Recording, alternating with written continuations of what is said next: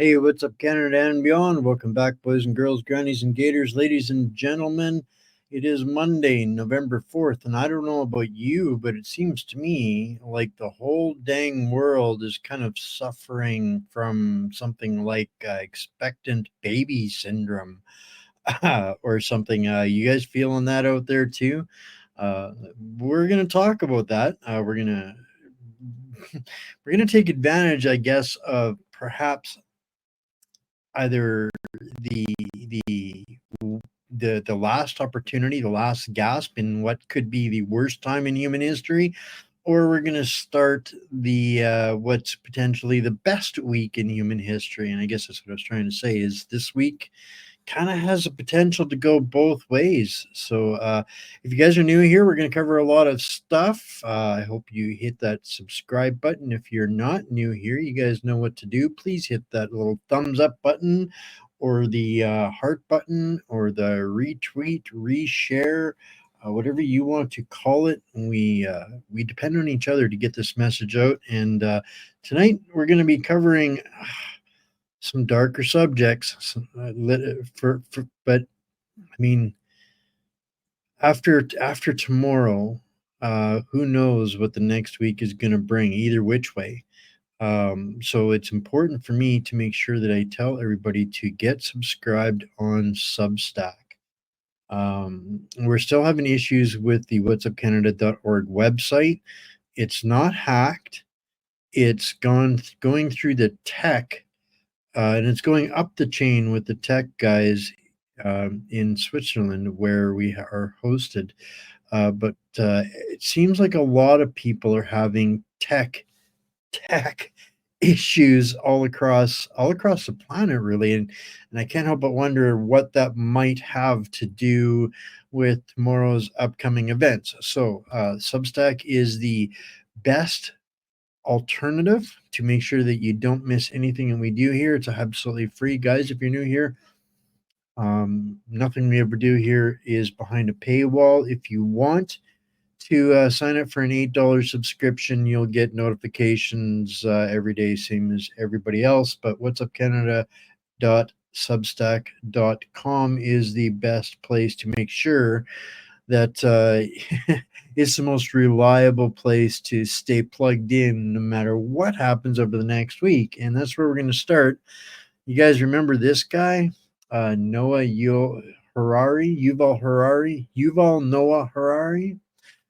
What got to be one of the top three most diabolical looking swamp zombies within the World Economic Forum, Fourth Reich. But his prediction for tomorrow's illustrious event is that if Trump becomes president again in 2024, it will be the final death blow to what remains of the global order. So I don't know how much more reinforcing there is of a statement to be made out there that this week could be the worst week in human history or potentially the best. So I think I know where most of this community, like him or hate him, is irrelevant at this point.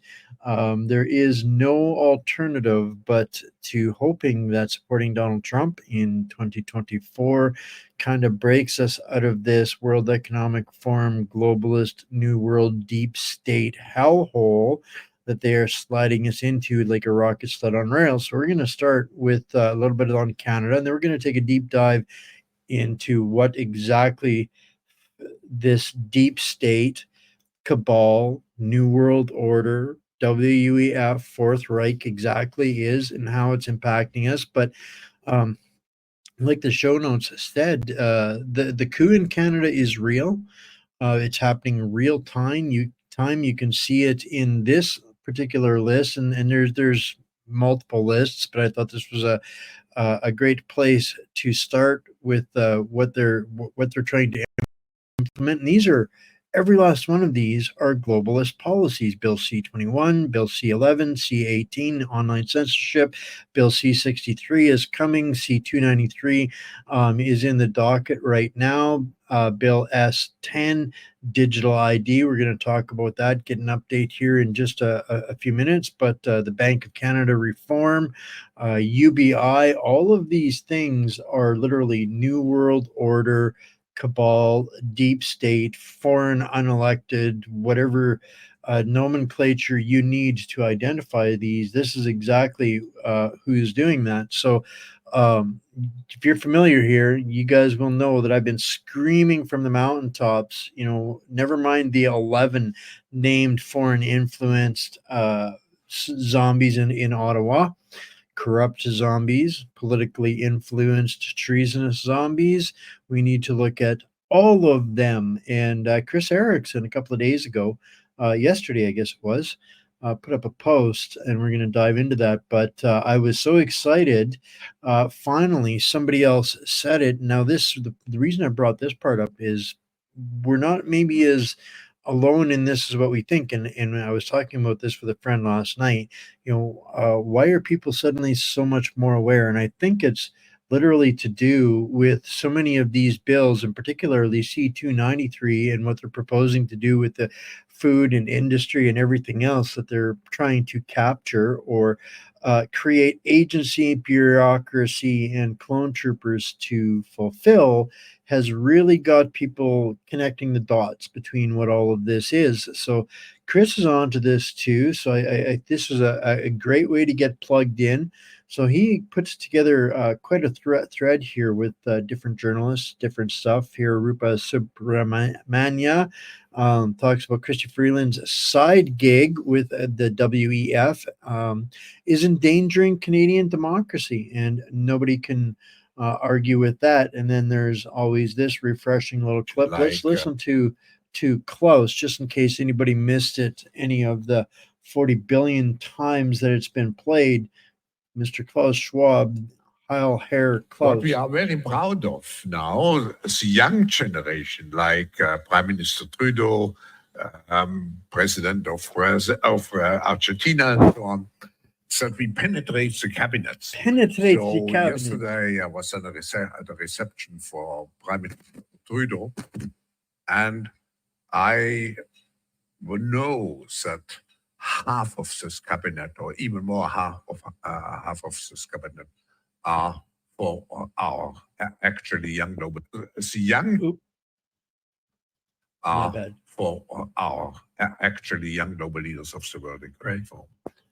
So anybody at this point, Klaus has readily admitted this in public. This has been played a bazillion times, but it needs to get played a bazillion more, because at the end of the day, it's literally these people. Christopher Freeland, who sits on the board there, and like Rupa says, there's no need to invent conspiracy theories.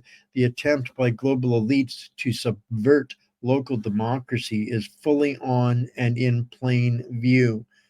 I did have a couple of other clips that I actually kind of took out of the rotation, but here's a great graph that I'm going to include as well into the Substack tomorrow. That's the best part about Substack, guys, is you guys can go and download and open and get your sticky little paws and save everything that we put in there. So yeah, this is a great thread. Get plugged in. There's a lot in this thread. Here's another one. I'll play this little clip as to. I had a constituent that wanted me to ask a question about outside interference to our democracy. Klaus Schwab is the head of the World Economic Forum, and he bragged how his subversive WEF, World Economic Forum, has, quoted, infiltrated governments around the world. He said that his organization had penetrated more than half of Canada's cabinet. I was wondering, in the interest of transparency, could the member please name which cabinet ministers are on board with the WEF's agenda? My concern is the deputy. Order. I know that the member was in a really good question there, but the audio is really bad and Bull really Pucky bad as well. And I apologize. I don't know if the member. Okay, let's try again. The honorable member for Timmins James Bay. Mr. Speaker, that member was promoting open disinformation. That's not debate. We have to call it disinformation. We're getting into debate again. The honorable member, questions and comments. So they literally immediately turned the dude off, shut the question off when we've got the actual evidence of that. But they can't seem to see the problem. And this post is where I'm going to stop following this thread. But the WEF stakeholder principle is a rebrand of fascism and is approved by the fascist EU. Fascism is when you cannot slide a cigarette paper between business and government, as quoted by Benito Mussolini. Right. So that's where I'm going to leave it on that thread there. But this is where Mark Carney comes in. He's been making the news. I took a couple of clips out about that. He's getting money being parachuted in by Klaus Schwab to fix the mess these young global leaders, I call them brats. Most of us know them as swamp zombies, but they're literally think that we're so stupid that they can get away with just burying all of this and nobody's going to put two and two together. And so the next clip that I've got for everybody, I have got so much stuff here to go through tonight, guys. We're still going to be going over. But this clip, Kate Robertson testifies Bill C-26 will allow MPs to spy on Canadians for all kinds of reasons for an indefinite amount of time and without disclosure. Kind of suspect them they're doing that already, but now we're getting into legitimizing surveilling your subscriber information, communication info, site visits, metadata, location data, financial data, pretty much everything that is your private personal information. Thank you for the question. In my remarks, I have identified privacy deficits that have been analyzed in my brief as being a significant gap in the constitutional footing of this bill. But in addition to those issues which I outlined, the free expression deficits follow very closely on the heels of those privacy gaps in the legislation. And by that, I mean the non-disclosure orders that attach to ministerial powers, which are virtually unlimited in scope and will have the potential to meaningfully interfere with public debate about matters of critical importance to the public interest. In the judicial review proceedings that are in the Telecommunication Act, for example, there is some provision for secrecy. However, it is specifically limited to matters which are injurious to international relations, national defense, or national security, or endanger the safety of any person. The non-disclosure orders which attach to the ministerial powers, there is no limit on the reasons that the minister may apply for requiring non-disclosure, and they're virtually time limited, unlimited in temporal nature as well.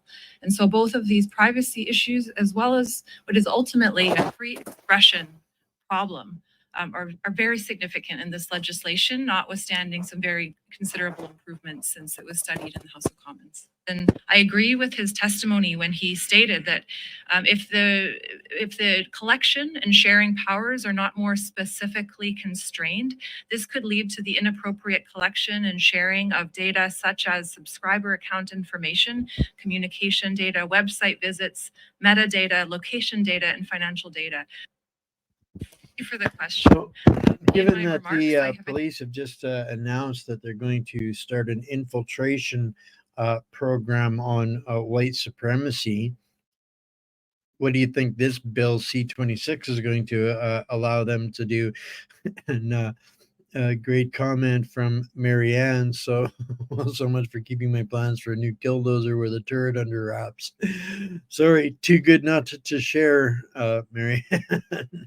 But this is literally where we're at. So, if we didn't just look at fascism, this might not make, sound quite as as far-fetched, but this is literally the reality of where we're at. It's just another couple of degrees of the pot, temperature going up with us all locked in the pot. As much as I know that this is a young world global leader, infiltrator, treasonous member of parliament, I'm going to play the first minute and a half of what Michelle Rempel has to say here, simply because she actually regurgitates this better than Leslin does in the clip above. So just a minute of this, and again, I gotta fess up here a little bit, guys. I was kind of excited today going into this week. Tomorrow we're going to be doing a watch party between some of our favorite U.S. pundits, Wendy Bell and Brock Snyder, and Sean Parnell, Rich Bears, the best of the truth. But I lost I lost my patience today. That little bugger ran away somewhere, and I searched for hours and really he wasn't able to find my patience today. And it boiled down to something that's been happening a lot. There's a lot of bad people stuck into everything that we're doing, but every once in a while they might say something that is important, that is real, that uncovers the truth. And so when I feel what they say is important, and I think it's important for everybody to know that because I use a meme or a tweet or a clip, it's not an endorsement of the individual. We'll give every one of those individuals due credit at Nuremberg when they're in the docket. But sometimes they are the best resource for the words that need to be said. So that's my justification once and for all, I guess, for everybody. I don't need to be educated on who somebody is. I don't need to be bannock slapped and told that I should go and do my research or that I'm an idiot. We've got the goods on this person. We've covered it lots over the years. She's as corrupt as, and I think actually, if I had to put her on a scale, equal to or even more evil and diabolical and underhanded than even Justin Trudeau or Christopher Freeland. But she's got something important here to say in the first minute and a half. The headline reads, Feds propose national digital ID. So I'm just going to read the first couple paragraphs of this article so that you can get a sense of what we're dealing with here. Federal regulators yesterday said that they are, quote, working to establish digital credentials for the public without parliamentary go-ahead. MPs have repeatedly rejected introduction of any national electronic digital ID systems as expensive and risky. And this is a quote from the article. With more businesses conducted online, the Government of Canada and interested partners need a common set of capabilities to enable people to issue, hold, and present these types of credentials to make trusted claims about themselves in a way that are user-friendly, blah, blah, blah, blah, blah, said a notice to contractors shared by Shared Services Canada, the federal ID department. Any new system, and here's the kicker, any new system should allow regulators to revoke credentials, said the notice on the common set of capabilities for issuing and verifying digital credentials for the Government of Canada. It did not elaborate. The notice did not explain if enrollment would be mandatory. So what's happening here? And again, this is in Blacklock's Reporter. I'm reading right out of an article. Like this is a journalistic outlet that reports here on the Hill. I'm not making this up. This is right here. It's just breaking. So what's happening here is that in spite of, legislators saying, no, we can't do this. We can't do this. The Government of Canada, the Liberal government, is quietly going around talking about building a digital ID that's, quote, this is the part that would, quote, allow regulators to revoke credentials and did not explain if the enrollment would be mandatory. That's what we're dealing with Justin Trudeau. It's these hidden agendas where he's going out and saying, oh, no, we're not going to do these things. And then through the back door, through these like sneaky little contract things, he's saying what his actual agenda is. So I just want to be really clear. So again, if you guys can share the That's where I got to stop. But the point that is that as we all said, as we all knew, we are not conspiracy theorists. We have been telling people that whether they say they're going to or not, they're going to. They are going to move forward with digital IDs and CBDCs. And at this point, yeah, they're all in I cannot help but agree with almost every comment referencing Michelle Rempel.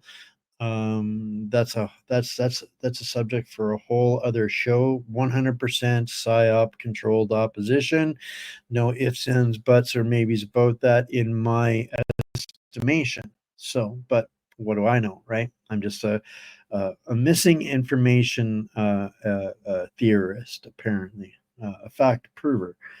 So this, I'm not going to go through this whole thread, but more evidence piling on the coup of Canada. We've covered Mark Carney, Michelle Rempel, Justin Trudeau. We're going to get into some other stuff here, but Climate Green Jesus himself, they announced that they will attempt to cap emissions from the oil and gas industry by 35% below the 2019 levels.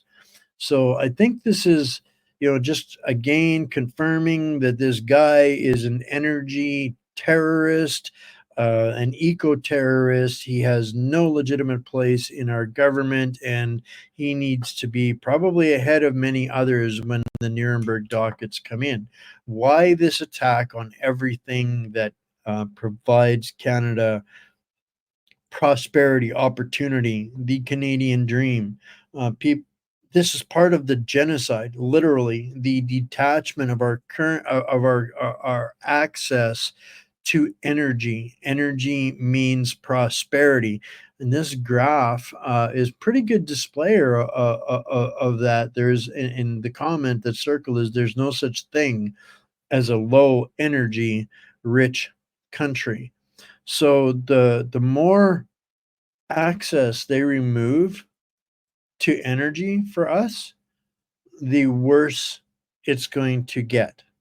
More taxes, more punishment into compliance, more fascism, more abuse. This whole there's other bills and laws that they've got on deck too. The one to put you in jail if you promote or say carbon is gas is good, or if you tell somebody to go buy a diesel, not an electric, that could put you in jail.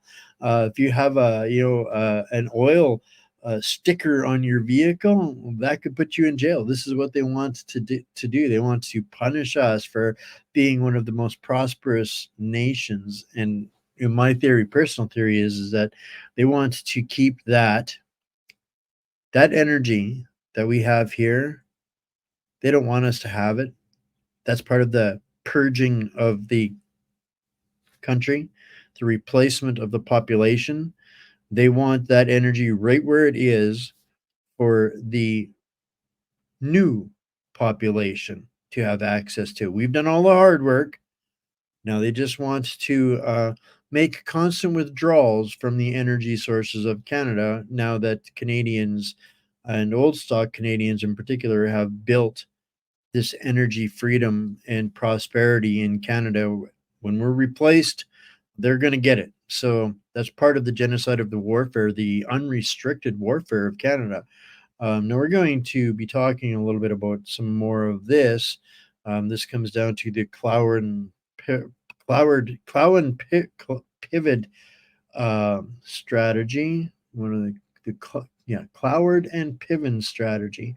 But we're not going to get to that just yet. But this is part and parcel of me clarifying with all the resources on who these people are, the World Economic Forum, this public-private partnership fascism under the unelected orders of the Noah Hararis and the Klaus Schwabs, and all of the other usual suspects. But this is the only long clip I've got for us tonight, guys, and we're going to digest and I am going to just throw buckets more gas onto the fire of this deep state, hashtag WEF Fourth Reich, cabal, swamp, whatever you want to call them, the swamp zombies.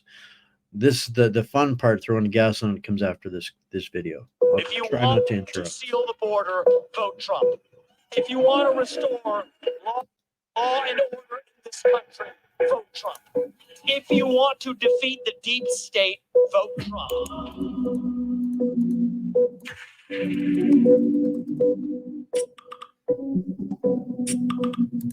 Hey, Johnny.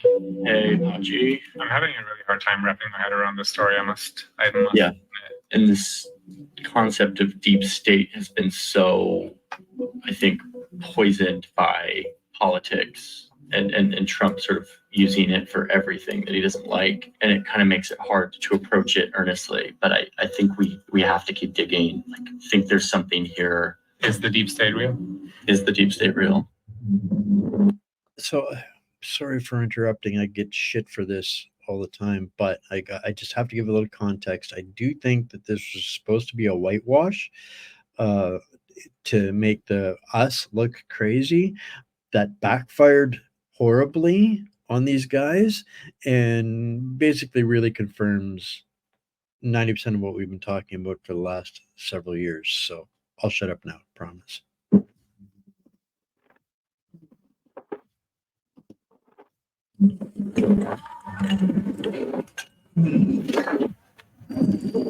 There's this moment in the 60s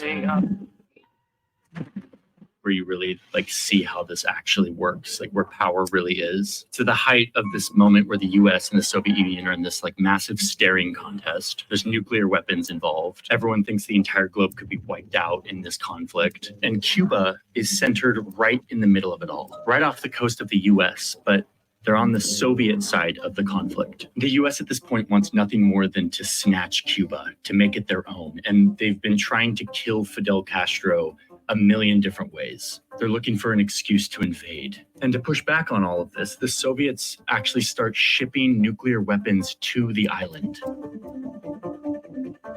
The US has no idea until one day a spy plane is flying over the island and they snap this wild photo. I mean, it doesn't look like a wild photo, it just looks like a random field in Cuba. But you zoom in and you see canvas tents, trailers, missile launch equipment. I mean, the US government immediately knows what they're looking at here. The world's most destructive weapons are actually hiding under these tents, ready to launch, sitting right in the United States' backyard, right off their coast. Nuclear war 103 miles away. Within the past week, unmistakable evidence has established the fact that a series of offensive missile sites is now in preparation on that imprisoned island. It's a crisis, a Cuban missile crisis. And one man in Washington, D.C. suddenly has a really difficult decision to make. Everyone around him wants him to invade Cuba, but he's not sure. Okay, but here's the kicker of the whole thing.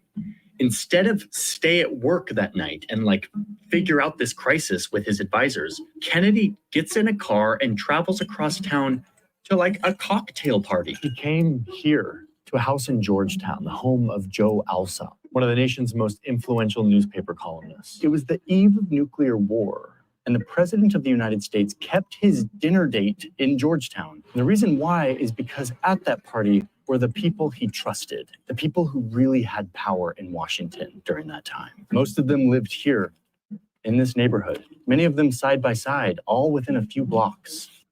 William Colby, the Far East chief of the CIA. He would later become the director of the agency. Chip Bolin, a former ambassador to the Soviet Union. Alan Dulles, who boy, Alan Dulles, where to even start? The CIA's longest running director, and he lived right here in Georgetown. Frank Wiesner, one of the founding officers of the CIA. He lived just 6 blocks away. Felix Frankfurter, a Supreme Court justice, just a couple minutes walk away. And Kennedy himself had a house in this neighborhood.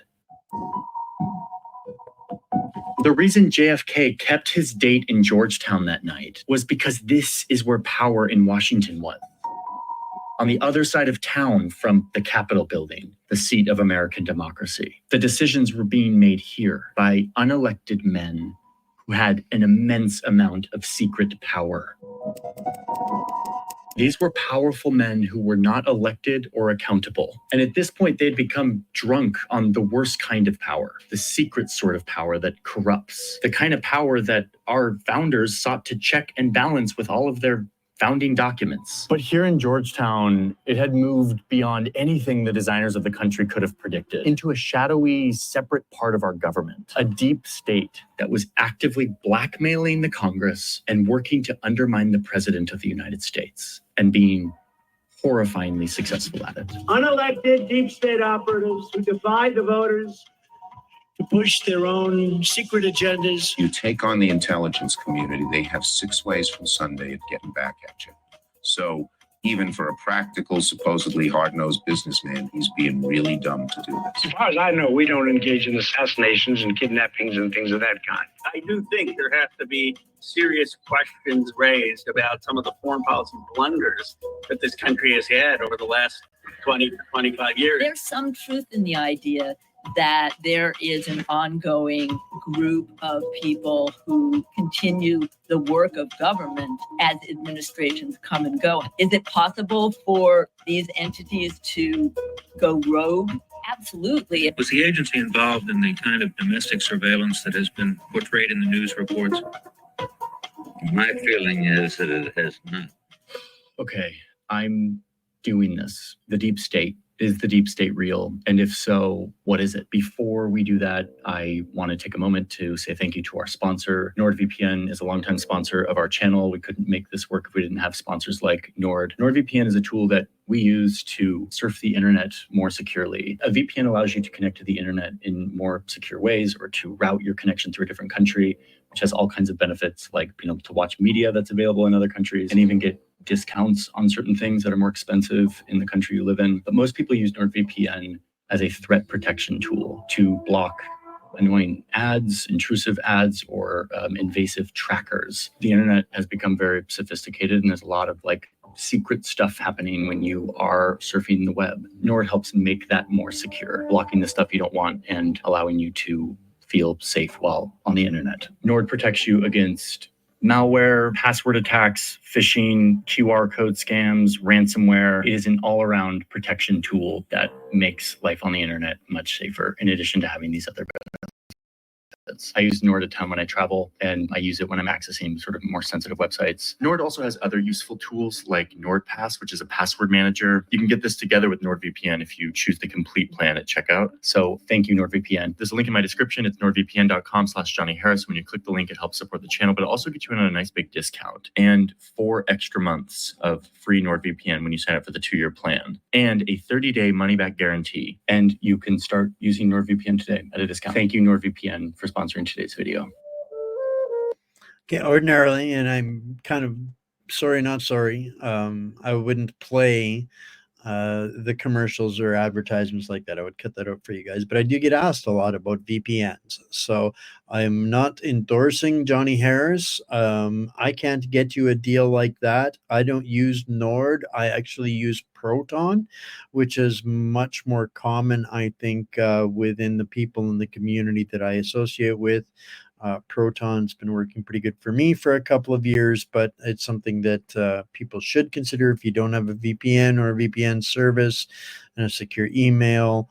I would highly recommend getting plugged into something like that sooner than later. All right, so that was full disclosure. Back to the show. So, if you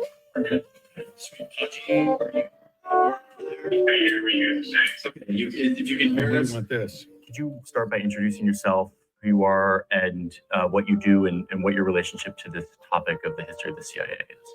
Yeah, so my name's Jefferson Morley. I'm a journalist in Washington. I've been a journalist in Washington for the last 40 years. In the old days, spy agencies were a war thing. When the US was at war, it would set up an international spy operation to best wage that war. And then when the war was over, they would pare down or totally get rid of the spy agency. The thinking here was that a spy agency took up a lot of resources and threatened civil liberties. A lot of power concentrated into a bunch of unelected people. Worth it during war, not worth it during peace. But then the biggest war of them all came to America's Pacific doorstep, and it changed everything.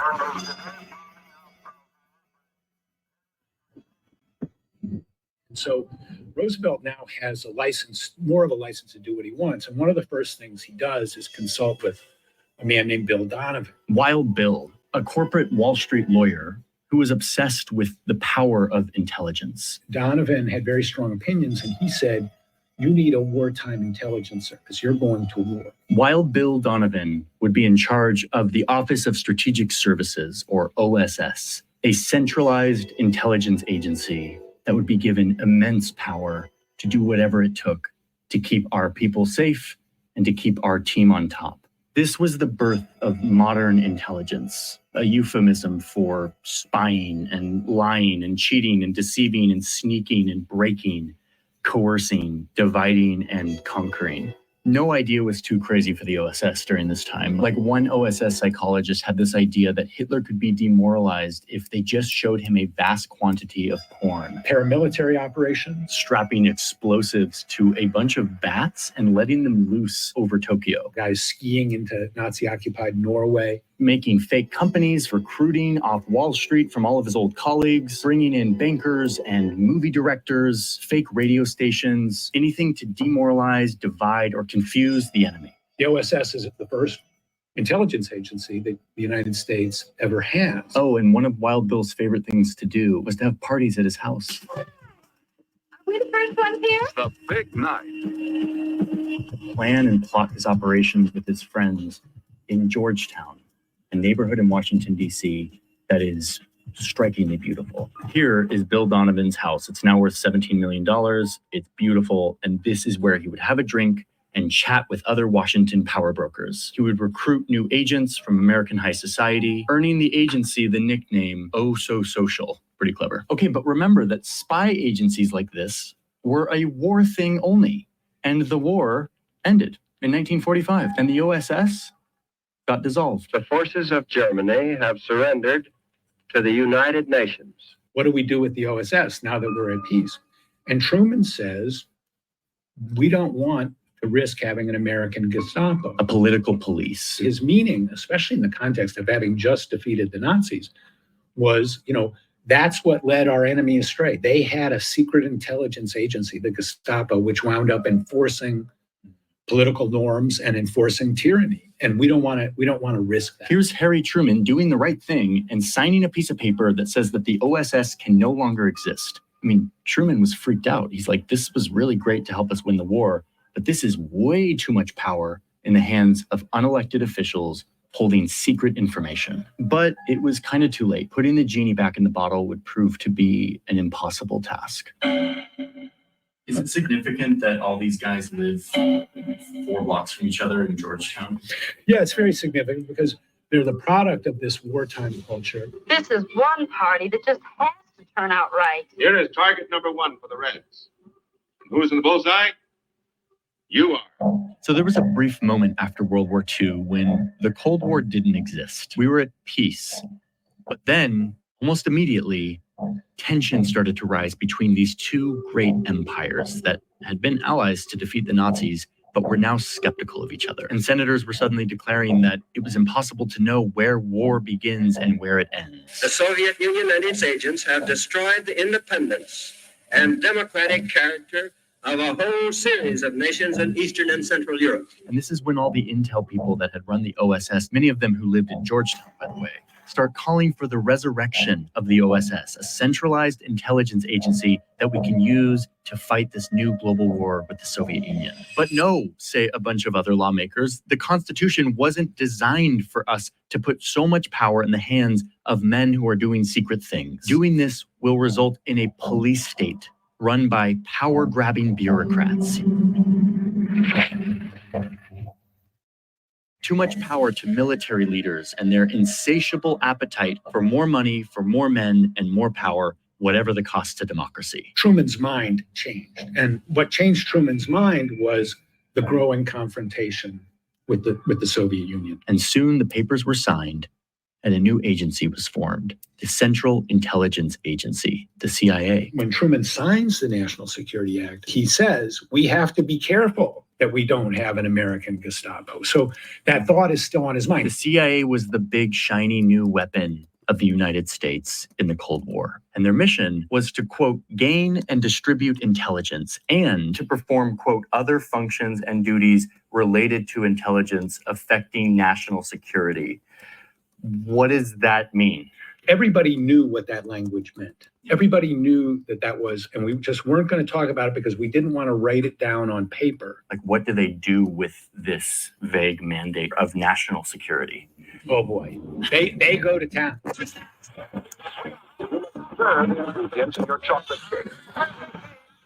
So clean, but so soft and smooth.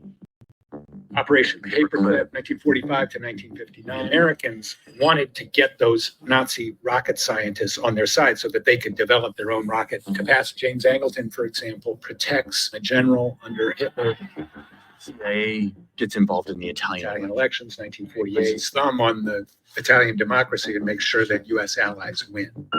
Operation Ajax, coup in Iran, 1953. The CIA and the MI6 organized a coup to overthrow the democratically elected government. Now that we encourage the Shah to take that action, I will not deny. CIA coup Guatemala, 1950. Bananas, of course, bananas. Again, democratically elected government, reformists wanted to engage in land reform, and the CIA overthrows it, really at the behest of the United Fruit Company. CIA is now helping American corporations. The influence of American corporations on the CIA actions is unmistakable. Alan Dulles was on the board of directors. Howard Hunt, Burge O'Neill, David Phillips, CIA coup in Congo, early 1960s, CIA coup in Chile, 1973.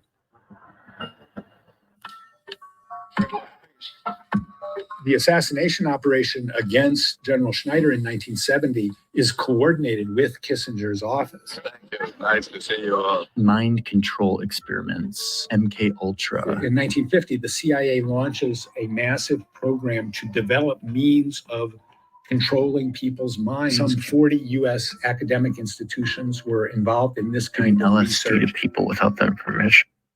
So now, I was going to try not to interrupt too much, but I just can't leave that one alone. Every time the CIA gets caught doing something bad in America, they just shifted that up north because some of the swamp zombie desperate little lap dogs of the rich and evil were willing to do that because Canadians were just busy going with the flow, living the good life. So Canada became the playground and cottage country for some of the most evil programs the CIA created and played with. And MK Ultra was a huge one in Canada, as well as others. So I don't interrupt a little bit later on. There comes a point Reagan gets rid of a bunch of their powers. All that did was drive them underground, and then the Safari Club was created as the dark side of the moon to what the American population knew, the dark side, the inverted side. The black hats, bad guys, went to work for the Safari Club. That's a whole other story tied to the Royals and the guy they chopped up in the embassy and a whole bunch of other stuff. But yeah, all related. It's one giant web of swamp zombies out there. So don't think that Canada is innocent in anything that they're describing in this deep state expose. They they're merely looking at it from a US lens, and it's 100% applicable to the swamp zombies in Canada. Can we develop a truth serum, dosing somebody with LSD 60 times in a week? NSA's Operation Shamrock, electronic surveillance, 1945 to 1975. The first warrantless wiretap. God, Bay of Pigs, nightmare. There were hundreds of CIA assassination plots. Operation Phoenix. Eventually, Bill Colby, who was later director, admitted that they had killed 20,000 people. Operation Mockingbird, COINTELPRO, Operation Chaos, Watergate, Jim Critchfield, Frank Wiesner, James Angleton, Roosevelt, John Foster Dulles, CIA coup in Indonesia, CIA coup in Greece, CIA involvement in the Guatemalan Civil War. It was a CIA crime spree for 20 years. There's no other way to describe it.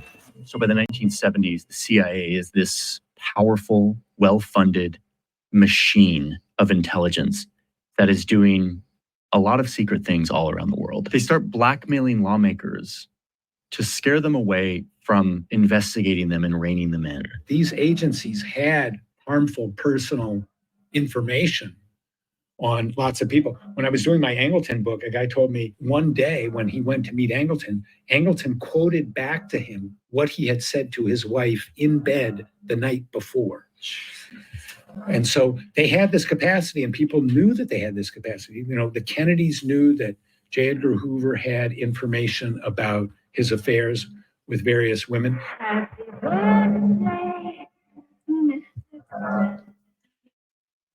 This kind of knowledge that they had, Angleton and Hoover were masters at using those kind of secrets as leverage. Kennedy had this thing hanging over his head, and he knew Hoover, had that on him. And so, he couldn't fire Hoover. And so much of this power is concentrated among just a few people, many of them not elected, and many of them living right here along these streets in this neighborhood of Georgetown, living in fancy homes, having fancy cocktail parties, and kind of running the Western world. It's exactly the nightmare of the founders of the country and the nightmare of President Truman. And 1 month after the assassination of President Kennedy, Harry Truman publishes an article in the Washington Post and says the CIA should be abolished. Wow. And he says it has cast a shadow on the historical reputation of the United States. The man who signed the piece of paper that created the CIA comes out and says he regrets it. Eventually, Americans start to get savvy to the fact that their government is sort of going off the rails. You think? As this war in Vietnam drags on, more and more Americans stand up and say enough, demanding accountability for a national security apparatus that had gotten out of control. And what does the government do in response? They start spying on the protesters. Operation Chaos was the CIA spying on the anti-war movement. Johnson calls in.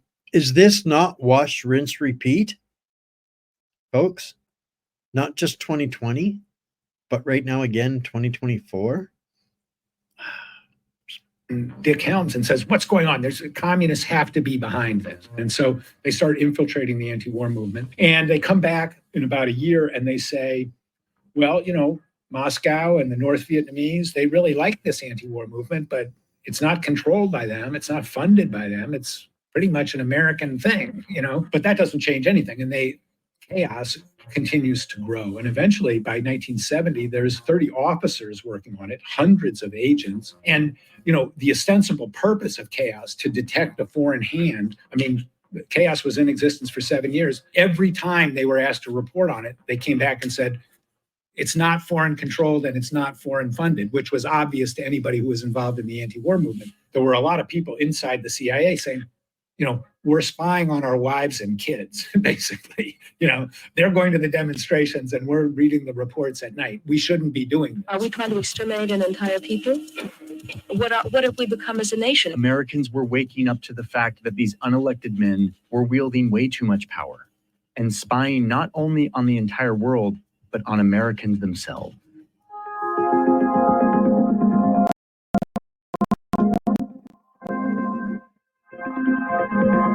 We have been victimized by excessive secrecy, not only with respect to the failure of the Congress in the past to exercise proper surveillance over intelligence activities, but also excessive secrecy has created this kind of mischief within the executive branch. Senator Frank Church helped lead the charge of taking all of these secrets and excesses and thrusting them onto the national stage and shining a light on them. There has never been a full public accounting of FBI domestic intelligence operations. The American people are learning for the first time just how bad this was. 800 witnesses, 10,000 documents. Their secrets were shared. CIA, FBI, NSA, assassination plot. Does this pistol fire the dart? Yes, it does, Mr. Chairman. When it fires silently? Almost silently, yes. Spying on Americans. A wholly comprehensive listing of everything those people thought or did on any subject you can imagine they're having a concern with. Targeting people like Martin Luther King Jr. and other civil rights or feminist activists. Bureau agents were told to attack the New Left by disinformation and misinformation. Anti-war protesters were spied on, intimidated. COINTELPRO is the name for the effort by the Bureau to destroy people and to destroy organizations, or as they use the words, disrupt and neutralize. The Bureau went so far as to mail anonymous letters to Dr. King and his wife. King, there is only one thing left for you to do. You know what it is. You have just 34 days in which to do it. You are done. That was taken by Dr. King to mean a suggestion for suicide, was it not? That's our understanding, Senator. The CIA's LSD mind control experiments were also detailed to the public. One of the first things they come across is the MK-Ultra papers. And so were the FBI and CIA's attempts to infiltrate the free press, planting journalists within our newspapers. We would later learn in some investigative reporting that this infiltration of the free press was much more widespread than Church even discovered. He reported that up to 400 journalists had been paid by the CIA under Operation Mockingbird. And there's no doubt that it was a massive effort and effective. The Church Committee made a few things clear. Number one, that indeed a group of unelected government employees used immense power and resources of the United States government to pursue programs that were illegal, unethical, and generally out of line with American values and norms. And they did it in secret, outside of any sort of accountability, partly because the US Congress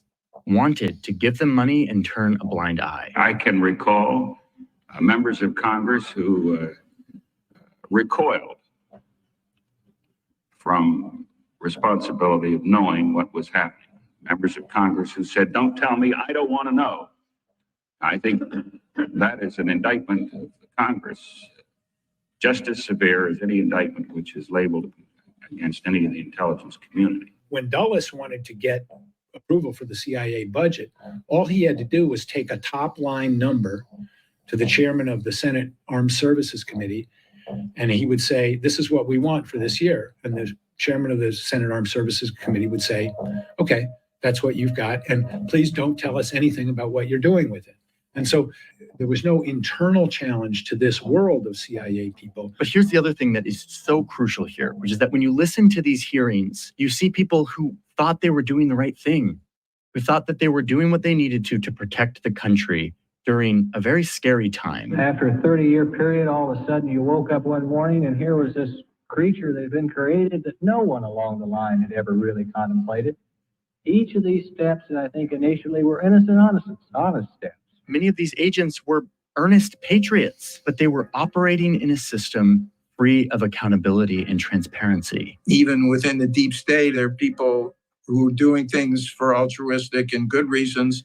And then there are people who are doing things for their own selfish or bad reasons. And, exactly how many are in each category is, sort of impossible to delineate. I got sucked in when I should have known better, where many other more intelligent, sophisticated people got sucked in other areas. So after the Church Committee all kinds of new oversight regulations come in. There's new committees formed, there's new regulations, and suddenly the intelligence community now finally has some kind of oversight. The deep state was reined in. Now, they did fight back. Church was undermined and intimidated by these agencies. CIA people, I mean, they hated Frank Church. Jim Angleton would go around and say Frank Church was a KGB agent. Dick Helms raged against him. Kissinger. They couldn't believe that U.S. intelligence was being opened up. On the other hand, Americans were like, oh my God, this is what was being done in our name. But overall, this is a story of American democracy doing what it's supposed to do, rein in the worst impulses of humans with power, and in the process, avoiding disaster, at least for a few decades. One of you is about to be elected the leader of the single most powerful nation in the world. Have you formed any guiding principles for exercising this enormous power? When it comes to foreign policy, that'll be my guiding question. Is it in our nation's interests? Peace in the Middle East is in our nation's interests. Having a hemisphere that is free for trade. Some very, very sketchy details reaching us here at Sky Central.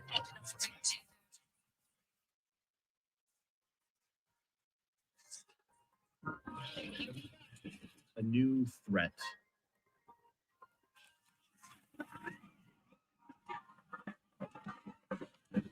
And a new call to give power to professional spies and bureaucrats to keep us safe by doing secret things. And by passing the Patriot Act, we will make America safer while safeguarding our civil liberties and privacy. And then, of course, new agencies, all with variations on the same name. 9/11 is kind of like a Pearl Harbor. There's this desire, we've been attacked, anything goes, we have to strike back. This is an existential struggle. And that same ethos of the early Cold War, anything goes, that returns big time after 9/11. And the CIA seeks or asserts, without being checked, all sorts of powers that they hadn't asserted before. They implement the torture program. They massively expand the warrantless wiretapping, the kind of things that we had seen Angleton do in Chaos. Those exact same techniques are revived and expanded after 9/11 on a very large scale. Taxpayers funneling money into millions of new top secret jobs. 22 Capitol buildings worth of new office space that spring up all around this area where I live to house all these new secrets. And inside them, waterfalls of new programs, so many weirdly named programs that no one leader could ever hear about, let alone regulate all of them. There's not a whole lot of effective oversight on something that has grown so big and so bushy. And none of which should be known to the public. That is, until someone who's worried that history is repeating itself decides to spill the beans. Our breaking news this evening is the identity of the man who sent the Obama administration into defend and explain mode this week. His name is Edward Snowden. He's an American former CIA employee and computer technician. Today, he came out as the leaker of classified NSA documents that spell out a secret. And we all kind of wonder, what if we actually need this now?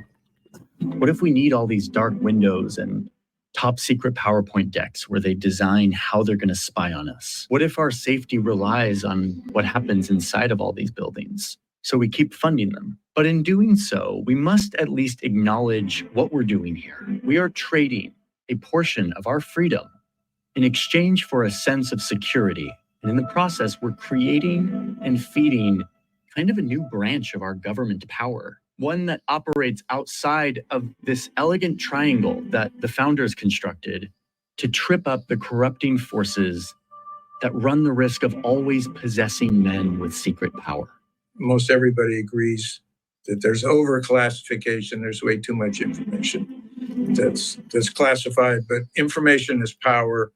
And the fewer people that have it, the more power the people that do have it have. And the result is that when the most powerful man in the world arrives to the most powerful house in the world, promising to rein all of this in, to rein in the excesses, he actually finds that he can't.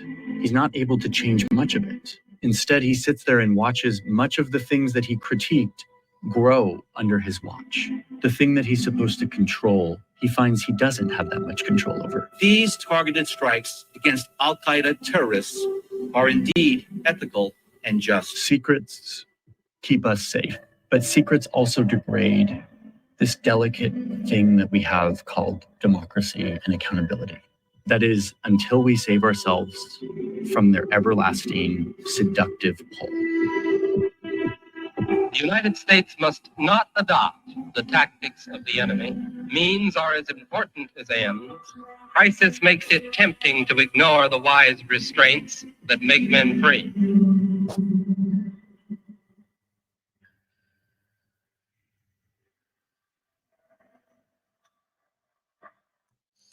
All right. So he did a great job of assembling a lot of clips, a lot of information to carry through. There's so much more that could be piled on with that. But to connect the dots, and like I said earlier, there's every once in a while there's a disruptor like the Snowdens, like Assange and others, and it's gotten beyond their ability to control it anymore, and they are literally on their last gasp, and this is what makes this week potentially the best or worst week in modern history coming up, right? But we have got to be diligent. We've got to be careful. We've got to not take the bait with the psyops and the ignorance and the stupidity. And boy, is there ever a lot of that going on, right? And so we're going to kind of make a little bit of a switch back to Canada here, although what Johnny was talking about in that video is 100% applicable to everything that's going on. So now this is, building on the understanding of where this is all connected through all of these agencies that are implementing all of these bills and these laws, these ones and more and worse, and what's going on, and everybody's looking for accountability. It's unfortunately it has to be from we the people and an incessant peaceful demand for that. But we're going to start with some policing. And now this is, again, not an endorsement or a criticism. It's just taking another look at where some of the problems are that we have to be aware of to protect ourselves from as much as from anything else, given what we heard about what they want to do with censorship, monitoring, control, digital ID, CBDC, blah, blah, blah, blah, blah. The authorities have been going wild prosecuting people for saying silly things on social media that they claim are linked to the disorder. But I don't think they should be. They shouldn't be wasting their time in this way. They shouldn't have spent so much time investigating poor old Bernie. I mean, particularly when you consider that last year, there was not a single burglary solved in over nearly half the regions in England. I mean, it's little wonder the police can't solve burglaries, can't stop auto theft, can't do anything about violent crime, knife crime on the streets when they're too busy policing our tweets. The authorities. So, again, familiar, exactly the same stuff here. So, all of this cabal, deep state stuff, it's got a hold of all of our nations, and they all have a similar story to share and resist against. Now we're going to come back to Canada. Sorry, I was just kind of setting it up a segue, quick look at the UK. But one of the points I wanted to make was before we get to that video, we come back to these bills. Remember, like Johnny was talking there about the encroachment, the ever expanding growth of the authority, the more agencies, more men, more money, more power. That's exactly what all of these things do. All of these things give the tyrant exactly that: more money, more men, more power. And every time they pass one of these damn bills and laws, they create more agency, more enforcement, more staff, more bureaucracy, blah, blah, blah, blah, blah, blah, blah. And that's what makes Bill C-293, the most diabolical of them all, because this is quick cash for them if they can get this one through under any guise that they want. They can start cutting checks, right? So that's the creepy one. So now we're going to get to some of the problems with the enforcement here in Canada. And here we got the Rapeland and Ottawa police officer tells Chris Dacey that the pro-Palestinian crowd is going to pound him for filming in public. Instead of dealing with the violent crowd, according to the police officer's statement, police chose to push Dacey and tell him to leave a public place. Now, this one kind of made my dander stand up a little bit, because they have done the exact same thing to me. They have threatened to arrest me when I'm trying to help them be informed of people, 70-year-old dude getting bricked on the street. They threatened to arrest me. So this is the reality of it. I didn't get it clearly filmed like this, but this is where we're at. So that's allowed, but I'm not allowed. This guy's supposed to get into you.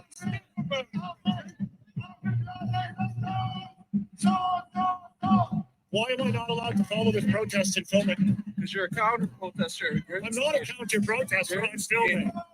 I'm not instigating anything. I just was walking, man. It's all on camera. It's on my body camera. This guy just pushed me. I'm not instigating anything, dude. I walked by. I didn't say a word to anyone. Leave everyone alone. Okay? I'm not. Excuse me, man. I'm allowed to film this. It's my right to film any of it.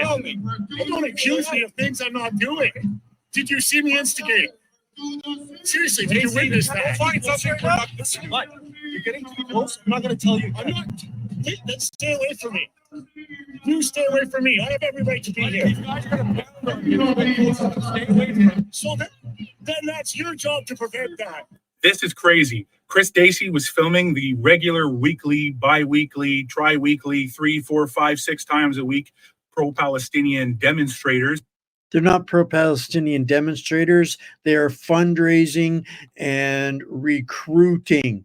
These are groomers, and they have the approval of the state above and beyond your individual rights and freedoms as a journalist or an individual.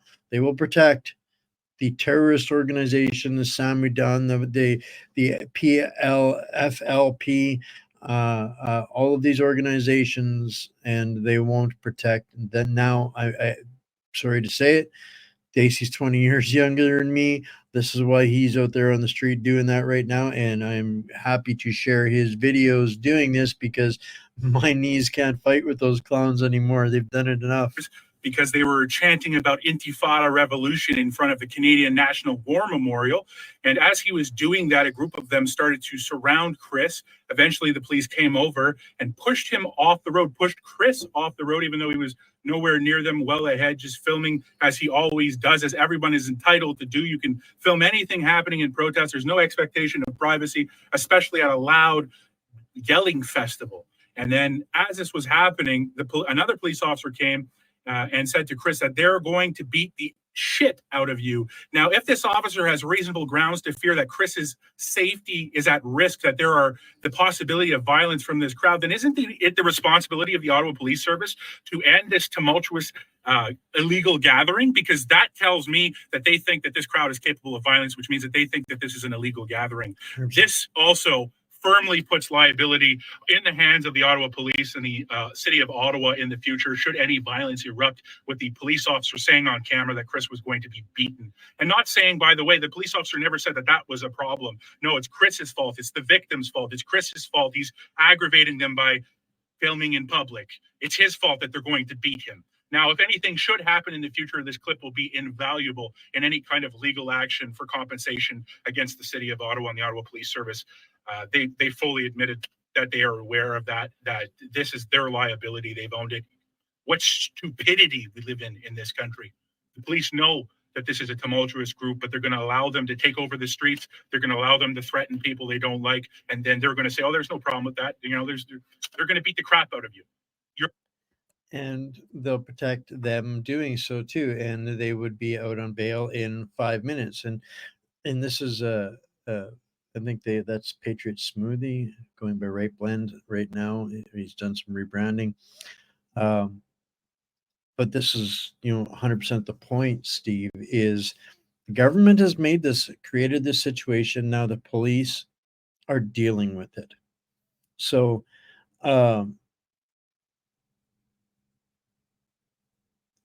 it's a political creation, and we have to seriously not be okay with them taking the police taking the side of protection on what these people do and what they represent, because it's getting completely out of control. And if you didn't see this clip, guys, this one is a little bit more disturbing, and we'll talk about this one in just a second. Like this is the problem that the police have now, and now it's our problem. So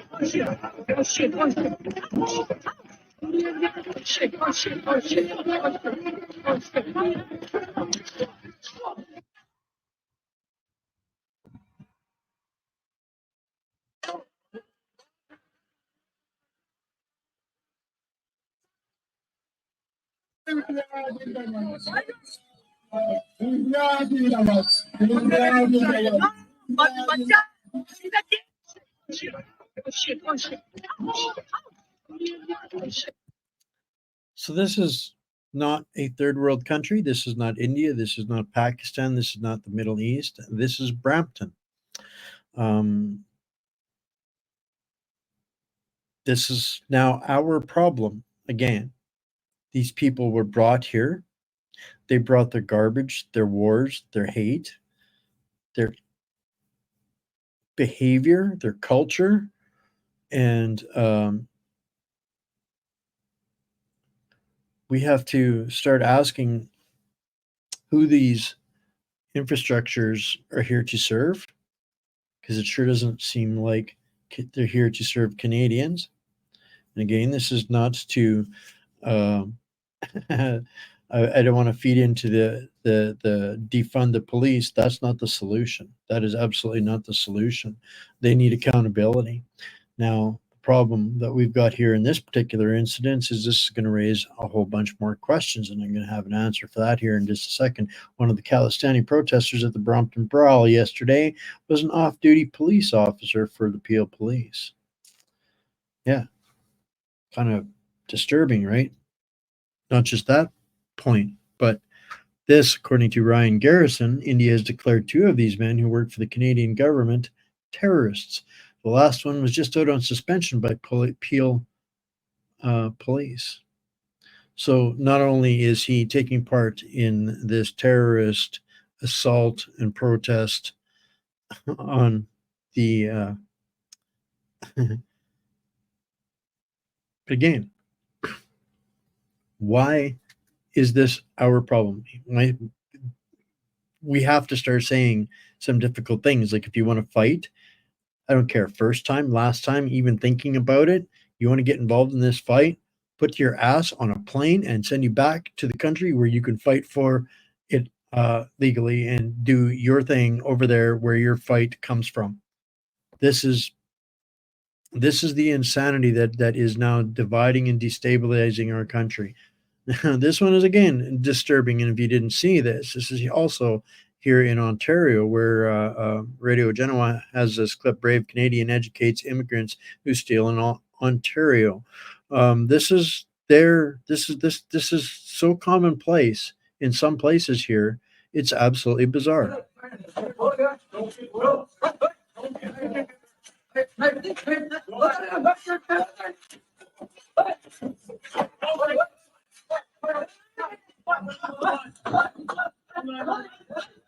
They're loading up. They've got arms, bags full of booze. That's thousands of dollars. They're just walking in and taking it. And this dude gets in the way.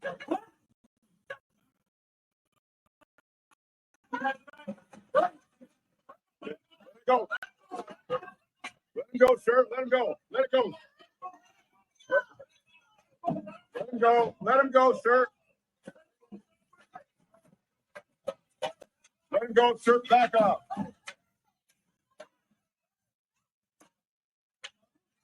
Sir, let it go. Let it go. Let Let it go, sir. Sir, let them go. Back off. Welcome to Canada. Welcome to Canada. These are the protected people that, well, we have 2 million plus more people a month going to the food banks. We have, I had some homeless camps that the police were taking apart. I took those clips out tonight, just didn't have time. The veterans asking more than they can give. These people are flown in here not on magic carpets, but on your dimes, your tax dollars. This corrupt organization is bringing these people in mass into our countries. They are conquering our. They're colonizing us. We get attacked all the time for being colonizers. If you're an old stock Christian Canadian, it's okay to burn your churches down. But now we are being colonized by something else entirely. And you want to know why? This is probably a really good reason why. This member of the Liberal Parliament is the representative for that region. Last week, I celebrated the Festival of Lights in my riding by going to local mandars and gurdwaras. And what made Diwali even more special was that the Prime Minister dropped by to celebrate with Bramptonians. Today, we'll continue the grand celebration on the Hill, hosted by the Liberal caucus, with many in attendance from across the country. This celebration on the Hill is a testament to our commitment to inclusivity and respect for all communities. In contrast, the Conservative caucus cancelled their Diwali celebration, proving that all the Conservatives care about is themselves. The celebration of Diwali is one that is shared among Hindus and Sikhs. And over the last few days, I've witnessed these communities. If you don't go celebrate with their clan that runs that turf, you're a racist. Celebrating together in harmony. However, I am also deeply troubled by what took place yesterday. First, the protests and acts of violence that took place outside the Hindu Sabha Mandir, and then the counter-protests and violence that took place at Guru Singh Sabha Gurdwara. Everyone deserves to feel safe and respected in their places of worship. There is no room for such actions in our society. Let's respect the true essence and teachings of Diwali and Bandi Chhod Divas. Come together in respect and unity. I don't care what she wants to believe. That's not got no business in our parliament. That has absolutely no business in our parliament. Support the country you live in, or go live in the country you support. This is a major part of the problem. This is a major part of the problem. This part of Ontario has been colonized. Now what? Now they're fighting with each other. Now what? Now bodies are going to start dropping. Then what? Oh, digital ID, surveillance state, more laws, more agencies. That's the current trajectory of these guys, and people are surprised. This isn't a clip, it's an article. I'll publish it for Mocha, a link to it, I should say, in tomorrow morning's Substack. But this goes back actually to July, where people are surprised that a police officer participated in a Sikhs for Justice protest. But why be surprised? If the police set up recruitment tents at parades involving Sikhs for Justice, who do you think is going to join? I wonder if RCMP, Calgary Police, and Canadian Armed Forces will be setting up recruitment tents for the July 28th Khalistan referendum in Calgary and dedicated to. But yeah, and then people wonder how we get to this. So now who's this guy going to protect? Do you trust him to make the right decision when this is coming after you? Sorry, I got a problem with that. Right? Especially after listening to this. So this one, this one is surprising, startling. I cannot argue with what this man has to say. He is a brave, courageous individual. He has the guts as a, I don't know, first generation Canadian. He's here the right way. And it's not like I want all of them to go. Absolutely not. That's not the case. But we have a serious problem with our country being overflooded to a capacity that has the ability to now steal democracy and make it non-representative and further set up the manufactured destabilization and the genocide of Canada through political means and penetration, right? So this guy is brilliant, and he says a lot of brave shit that we need to figure out how to say for ourselves, particularly here in Canada right now. It's critical, and I think the U.S. friends and families and neighbors that are down there would appreciate this as well. But yeah, this is surprising. Bring back treason charges. Start canceling citizenships. Stop apologizing for your political and technological superiority. Start dealing with this internal threat the same way you deal with Putin's external threat. Start legislating and implementing these new laws, or else the real far right will control the narrative and will take these steps that I've just mentioned. When I was a kid growing up in Pakistan, I saw many Pakistani intellectuals who tried to educate their own people. They used to say that the West is not responsible for our failures. It's not the West's fault that our countries are corrupt, that we don't know how to build bridges, or that we don't know how to manufacture cars and other high-tech products. Yes, we were colonized, but that was 75 years ago. We've had plenty of time to build our own countries. And most importantly, let's say the West conspires against us. Then shame on us for continuing to fall for their conspiracies while we cannot conspire against them. These are some of the thoughts of a famous Pakistani intellectual, Hassan Nisar. It seems Pakistani people didn't take any of his advice except the last one I just mentioned. Yes, we didn't get better in science and technology, or improve our human rights records, or establish strong political systems, or strengthen our democratic institutions. No, we didn't improve on anything. But we did listen to his advice about conspiring against the West in response to their supposed conspiracies. It was a long project spanning multiple generations, or at least 30 to 40 years. We sent hundreds of thousands of immigrants to the West. Those immigrants were initially thankful for the new lives they were given by the West. They raised their families there, who benefited from Western facilities even more than their parents. They became doctors, engineers, and entrepreneurs, and became just like the white man. But not quite. They left their third world countries behind, but their third world mentality and hatred for the West didn't leave them. The West unknowingly or lazily engineered its demography and consequently its own doom.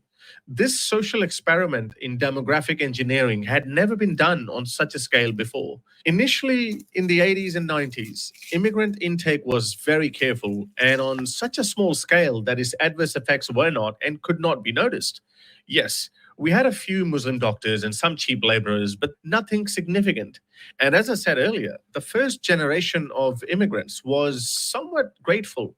They didn't know the language of their newly adopted countries, or at least not as good as the natives. They faced hardship and even racism to some extent, but they battled through it. The white people were also changing at the same time. They were leaving behind their racial superiority complex and starting to embrace people from other cultures. Things were going in the right direction. And let me tell you, there are many success stories of people coming from other cultures and fully integrating into Western society. You can see many second or third generation Chinese, Vietnamese, or Indians who are not divided over their loyalties. To the best of my knowledge, there are no parallel Chinese or Indian societies running in the UK or America. We only have the good, harmless elements of their cultures, such as Chinese New Year or Diwali. There are no demands for special Chinese course or Hindu course. But yes, I'm getting to the elephant in the room. There is a parallel system in the West, and that is the Islamic system.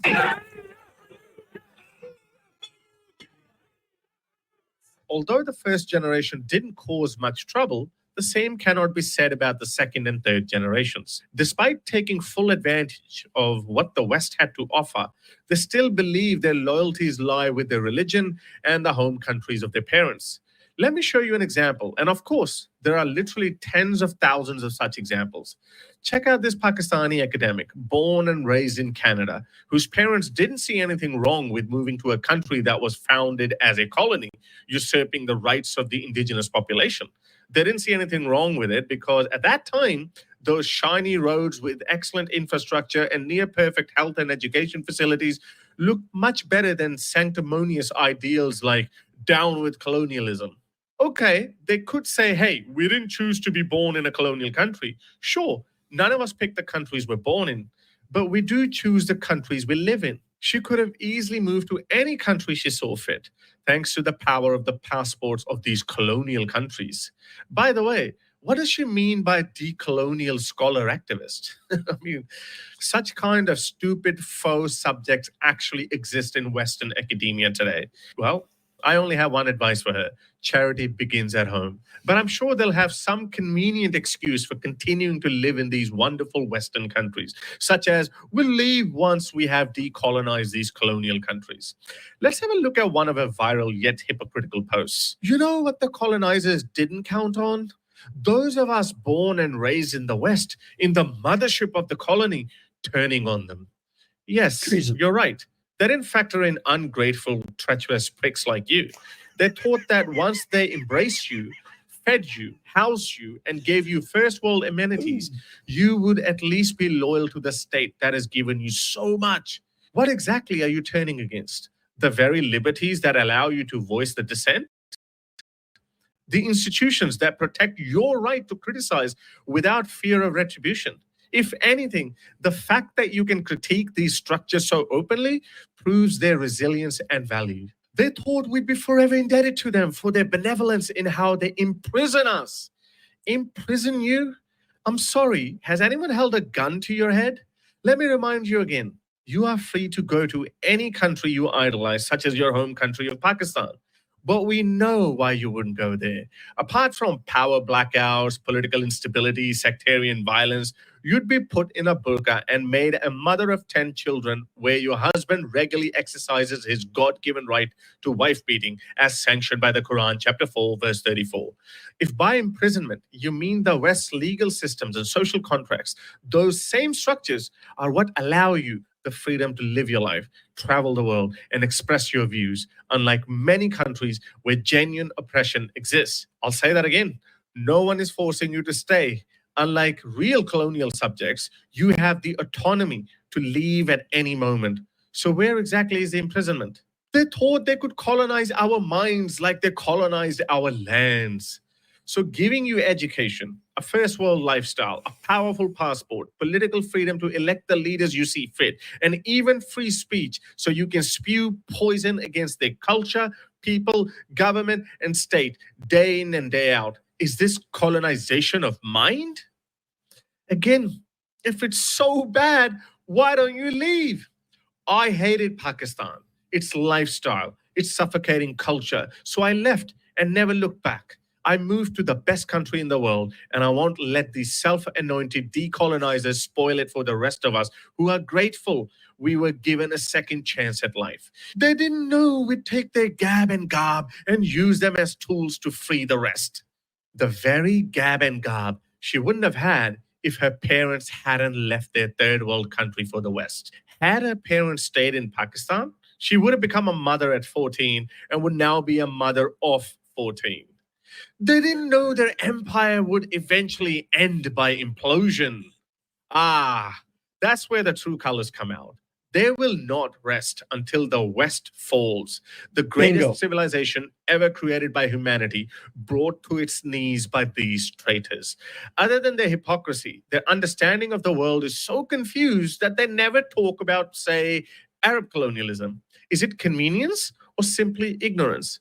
I'll leave that to you. However, let's get back to the point I made at the start.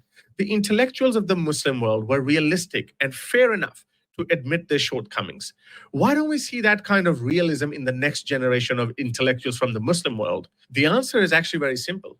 Because back then, the West didn't apologize for its superiority and dominance. The West was proud of its accomplishments and also forthcoming in admitting its past through genuine academia. That honesty could only be found in Western academia. Muslim academia, on the other hand, has always whitewashed its past cruelty.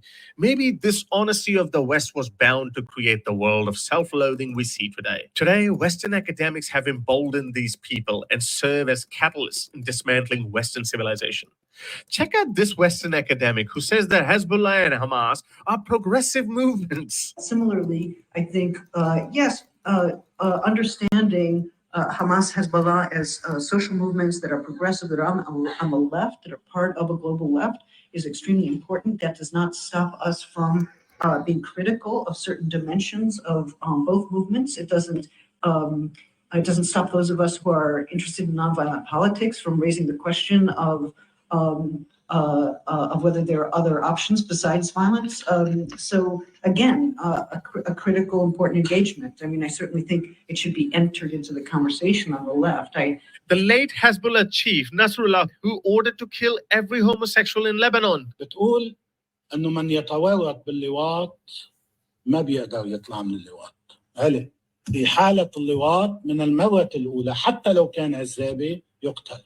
And these bleeding heart wokey academics are telling us that Hezbollah and Hamas are progressives and it's a leftist movement. Today, Western academics have emboldened these people and serve as catalysts in dismantling Western civilization. This is where the crux of today's problems lies. The West needs to be unapologetic about its past, 100%. just like all these other civilizations.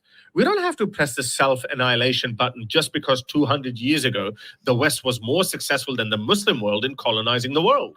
In fact, I would argue that the West was still miles better than its contemporaries by the standards of the time. The West industrialized the world, and of course, in the process, it benefited greatly. We still have some of the finest universities, hospitals, and schools in Pakistan that were built by the British. Now, I'm not suggesting that the local people did not suffer at the hands of the colonial masters like the British, but I can say that the people of the subcontinent were better off under the British than under their previous colonial masters, the Muslims, and some would say even their today's governments. Every civilization was built on top of dead bodies. We don't have to judge them for how they started, because if we did, the whole world would need to be dismantled. We have to judge civilizations by how they treat their people today.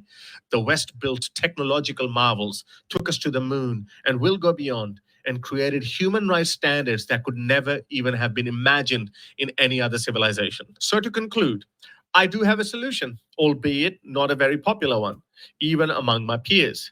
Just as Karl Popper said, we don't have to be tolerant of intolerance, because that would create a world of intolerance. Similarly, I propose that free speech should never be extended to those who wish to end free speech. Yes, I'm also a believer in Voltaire's golden quote.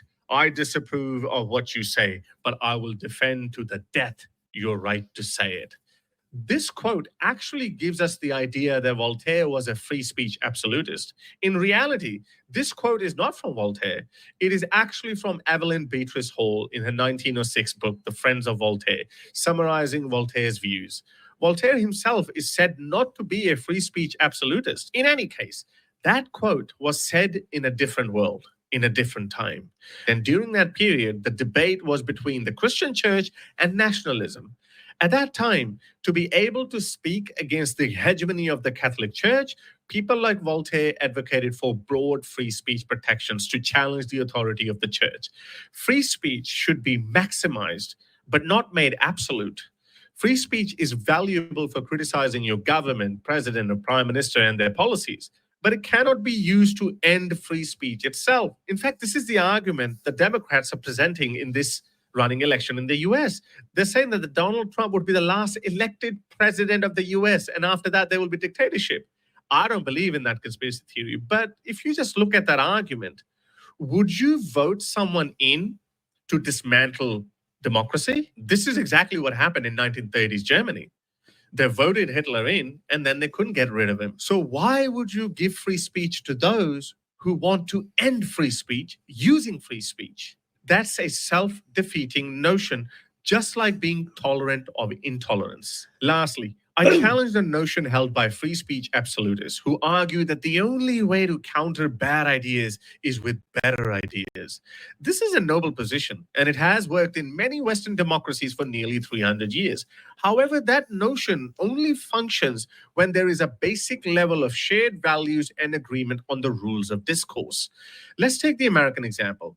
The American founding fathers debated extensively over the limits of free speech. In fact, when President John Adams feared war with France, he supported the Sedition Act of 1798, which temporarily curtailed free speech despite the First Amendment's protection of it.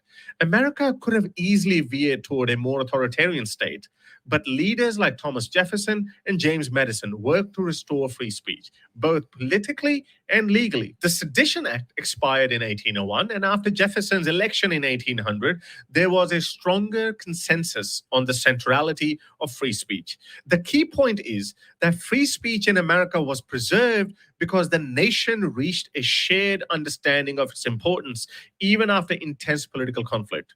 Free speech only worked because it was supported across the political spectrum once the initial disagreements were settled. Such an agreement between Westerners and Muslims does not exist. Had founding fathers like Jefferson and Madison also opposed free speech or remained divided, America might not have developed the robust protections we associate with the First Amendment today. The survival of free speech relied on this broad consensus, not just abstract principles. Like, let people who don't respect free speech use free speech and may the better ideas win. And even if that was the case, just because it worked in the past does not mean it's going to work in the future. So what makes you think that Muslims who have different foundational values and do not believe in the concept of the free world will be persuaded by your counter arguments to their totalitarian and anti-Western positions? There won't be, especially when they hold deep-seated animosity towards the West. Non-believer, a non-Muslim. Yeah. We hate him for the sake of Allah subhanahu wa ta'ala. The reason being is because he's upon kufr. So this hate that I have, I'm only doing it in terms of submission to Allah, and with that submission, there's boundaries. The Quran forbids friendship between Muslims and non-Muslims based on the verse in the Quran that do not take Jews and Christians as awliya. Allah prohibited us from taking the Jews and the Christians as close allies. Me supporting a kafir against another Muslim, it's haram. No doubt, it's haram. It's an evil deed. It's an evil sin. Do not take the Jews and the Christians as allies. They are, in fact, allies of one another. And whoever is an ally to them among you, then indeed he is one of them. It is from our religion that we have to hate them for the sake of Allah. Al-adawa, enmity and hatred, meaning we're enemies. Let's not be around the bush. We don't love each other. We're not on the same page. We are not friends. Does that make sense? We are enemies. The kuffar. We hate the kuffar for the sake of Allah. Because why? Because they disbelieve in Allah. Loving the Muslims and hating the non-Muslims. Being loyal to the Muslims and not being loyal to the non-Muslims. So keep fighting the Christians and Jews until they give jizya. So it's compelling them to give jizya. This shows you clearly that it's about forcing people to become Muslim. If you ally with the disbelievers in any wajh min al-awjuh, any way, shape, or form, if you ally with the disbelievers, you're a disbeliever. You're a disbeliever because you're allying yourself with a disbelieving nation who believe in kufr and shirk. The disbelievers who are a'da, the enemy is disbelievers. You can continue granting them free speech and the freedom to protest against the very foundations of Western society and try to counter them with your lofty ideals, but it won't work. Just as you believe in free speech, they believe in its absence. How are things going with the pro-Hamas and pro-Hezbollah protesters across the West? Every Western country has tried to handle it as they would handle some Western anarchists, but they have all failed to tackle these pro-Hamas, pro-Hezbollah protesters because they have no respect for your values. They're only using your values against you until the desired result is achieved. Consequently, in the effort to protect their right to free speech, Western societies are often forced to crack down on the counter-protesters. Just look at what's happening in Britain. So no, I think the West needs to get off its high horse of giving free speech to those who want to dismantle the West itself. Bring back treason charges. Start canceling citizenships. Stop apologizing for your political and technological superiority. Start dealing with this internal threat the same way you deal with Putin's external threat. Start legislating and implementing these new laws, or else the real far right will control the narrative and will take these steps that I've just mentioned. Why push it until it's too late? I hope you liked today's video. Like, share, and subscribe to the channel. So, Harris Sultan, and I'll make sure that that's in the Substack tomorrow morning. And the reason I wanted to take everybody through all of this path today, from this guy here, and the importance of whether this might be the best or the worst week as it goes down in history, to these globalist coup policies being implemented in Canada.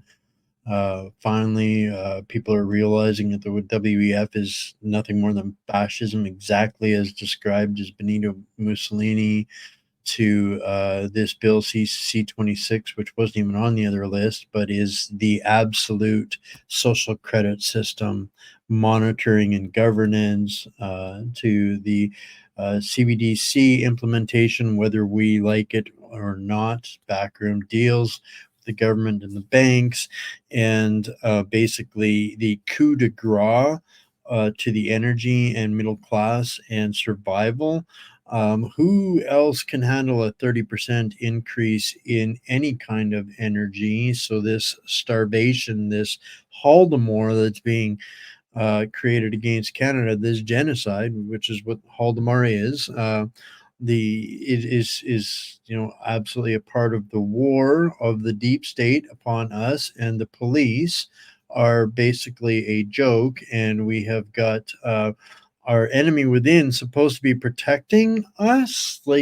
I just don't quite understand this. These are politicians that an advisor to the PMO. These are our people, but this is what we have to deal with, and they've basically captured their chunk of parliament and are now demanding compliance to them in parliament, and shaming and degrading you in parliament if you're not, while our policing and military agencies are using them to recruit from.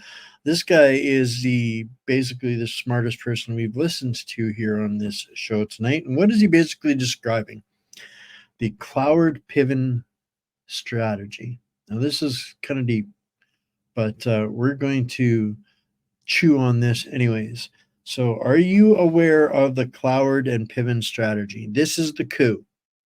This explains the coup, this invasion that we've just taken through here. So, these were two communist professors who devised a plan to take down the capitalist structure of the United States through mass illegal migration that overwhelms U.S. social safety, net programs, and local governments. It's an intentional plan to collapse the U.S. and bring in a new global regime that will issue guaranteed basic income to all. Now, this is not brand new, folks. This is not modern. These people are no longer with us, I'm pretty sure. But if I'd like to know what you think about this moving forward, if this helps make sense. So this is a question that was posed to Armstrong, Martin Armstrong Economics.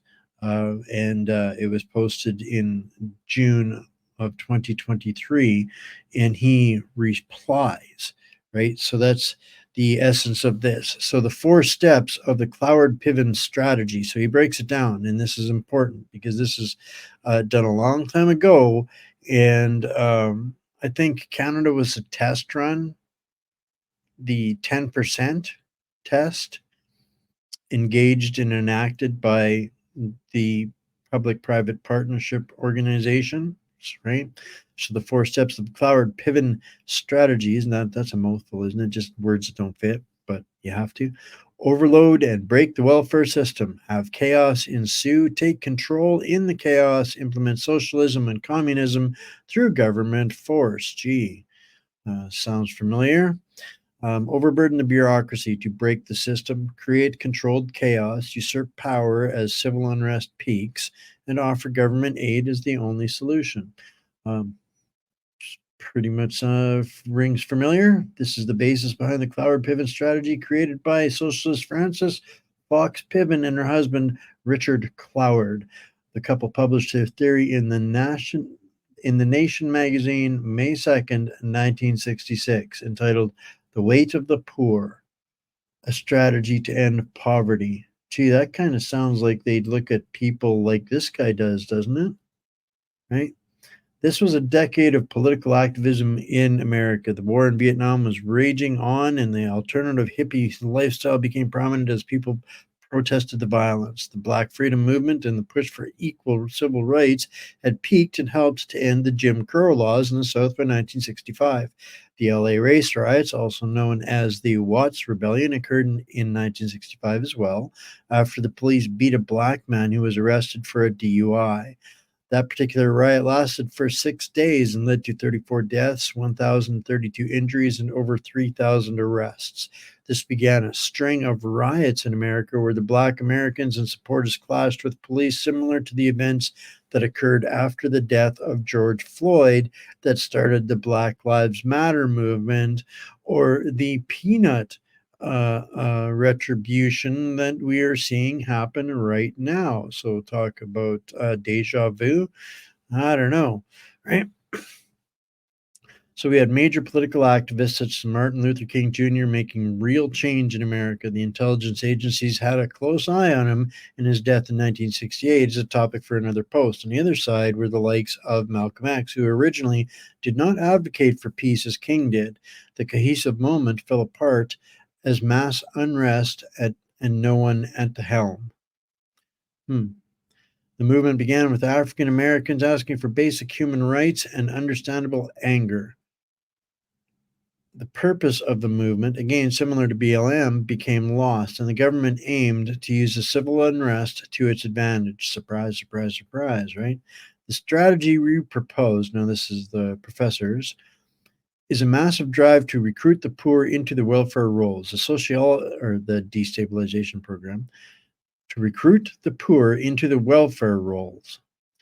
The sociologists wrote in their theory, this theory aimed to overburden social programs at the state level to give the federal government the power to control the people. Right? Destroy our economy, give everybody UBI. Kind of seem a little creepily parallel. So widespread campaigns to register the eligible poor for welfare aid and to help existing recipients obtain their full benefits would produce bureaucratic disruption in welfare agencies and fiscal disruption in local and state governments. These disruptions would generate severe political strains and deepen existing divisions among elements in the big city Democratic coalition, the remaining white middle class, white working class, ethnic groups, and the growing minority poor. Right?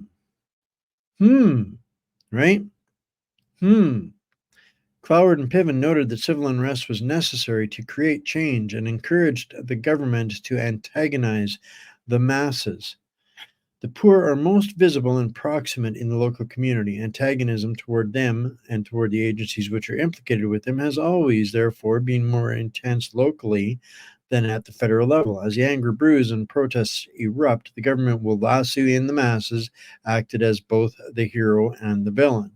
In order to generate a crisis, the poor must obtain benefits, which they have forfeited. Until now, they have been inhibited from asserting claims by self-protective devices within the welfare system. Its capacity to limit information, to intimidate applicants, to demoralize recipients, and arbitrarily to deny lawful claims. Wow, does this not sound like every branch of our institutions here in Canada? Right?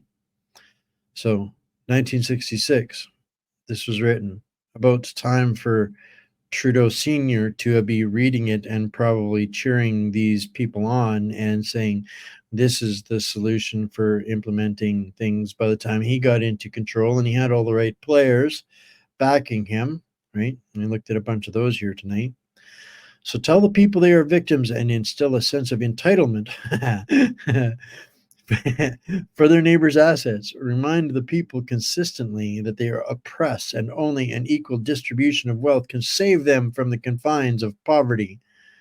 Wow, right? Cloward-Piven insisted that hard work could not elevate the poor in mass from poverty. Man, these people are insane, right? This is like literally the playbook connecting all of the, it's like the field manual for the Trudeaus and Freelands, right? This manufactured destabilization. So the ultimate objective of this strategy to wipe out poverty by establishing a guaranteed annual income, the theory clearly stated. The theory stated that the creation of unions was a good start to bargain collectively, but still not enough to solve poverty. Union leaders have understood that their strength derives almost entirely from the capacity to provide economic rewards to members, the theory noted. A federal program of income redistribution has become necessary to elevate the poor en masse from poverty, meaning a shift away from capitalism entirely. I think we're almost there, right? Cloward-Piven stated that a minimum standard of living must be provided to the people through federal welfare. That rate must be guaranteed to end oppression, thereby ensuring guaranteed basic income. Furthermore, there could be no conditions for benefits as it results in violations of civil liberties. No conditions, kind of like Bill C-293, and nothing that we have recognizable as far as for civil liberties anymore, right? So nothing to break for them. Therefore, expecting able-bodied people to work would be an attack on the welfare system. The sociologists insisted that most people were in fact eligible for welfare, encouraged the government to advertise in brochures, schools, stores, churches, civic centers, and public housing projects. They even advised the government to send people door to door to explain to people that they are oppressed and deserving of GBI, as a civil education drive will lend it legitimacy. Wow. Right? The whole UBI, the whole capture of the academia, everything, this permanent victimhood, it's just mass scaled up programming, communist programming. It's like these guys wrote the playbook. We're almost done here, guys. As the crisis develops, it will be important to use the mass media to inform the broader liberal community about the inefficiencies and injustices of welfare. To succeed, the shift away from capitalism required mass influence and publicly visible disruption. Crisis can occur spontaneously, example riots or mostly peaceful protests, right? Or as the intended result of tactics of demonstration and protest, which either generate institutional disruption or bring unrecognizable eruption to public attention. Not seeing any of that out there anywhere, are we? Anywhere at all? Anybody? Not Montreal, Ottawa, Toronto? Every conclave of diaspora out there, right? Brampton, maybe? I don't know. The bigger the crisis, the more power the government could usurp. They noted that politicians paid attention to massive uprisings, and they had been used to reinforce the allegiance of growing ghetto constituencies to the National Democratic Administration. Kind of ring like Chicago, Detroit, a few other places, right? Sociologists noted that the conservative Republicans would decry a public welfare system. You don't say, right? And that the Democrats needed to appeal to the emotions of the people over logic. They also urged for a coalition between poor whites and poor Negroes to turn the race war into class warfare. Once eligibility for basic food and rent grants is established, the drain on local resources persists indefinitely. Cloward and Piven wanted to overburden the welfare system at the state level to eliminate state rights. Therefore, under this theory, government is encouraged to market a crisis, antagonize the people, and offer a solution. Problem, reaction, solution, right? That's the big one right there for me. Encouraged to market a crisis, antagonize the people, and offer a solution. That's the Hegelian dialect. That's the participatory action response that they white papered into policy. Remember when we covered that a couple of months ago? That one is just so creepy. But the only solution being to replace capitalism with socialism or communism, by which the people would be entirely dependent on government. You will own nothing and be happy.